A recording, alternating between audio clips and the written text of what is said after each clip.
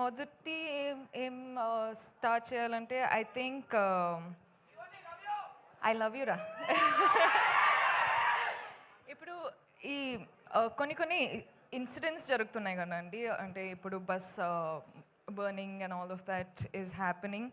ఇప్పుడు ఇన్సిడెంట్స్ జరిగేటప్పుడు I feel చాలా పర్సనల్గా అయిపోతుంది అని, ఎందుకో నాకు అర్థం అవ్వట్లేదు ఎందుకో అని, but it feels very personal. So I'm very sorry to all the families.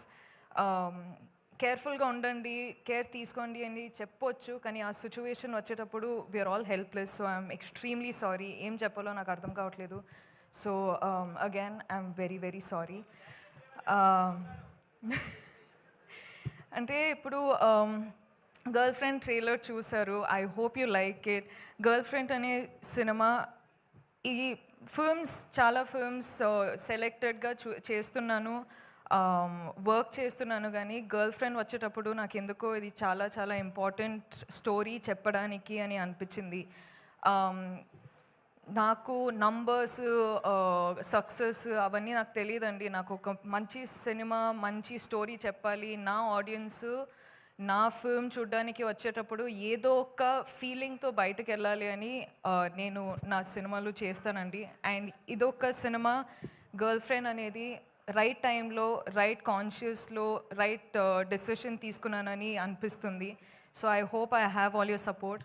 మన అందరికీ పెద్ద పెద్ద డ్రీమ్స్ ఉంటాయి, కానీ వీళ్ళందరూ లేకపోతే ఆ డ్రీమ్స్ ఏం రియాలిటీ కాదు. So thank you so much Rahul sir, KV sir, గీతాజ్ sir, thank you so much Aravind sir, thank you Vidya, thank you Dheeraj sir, SKN garu, so Vasu garu, మీ స్పీచ్ అసలు అదిరిపోయింది దాని గురించి.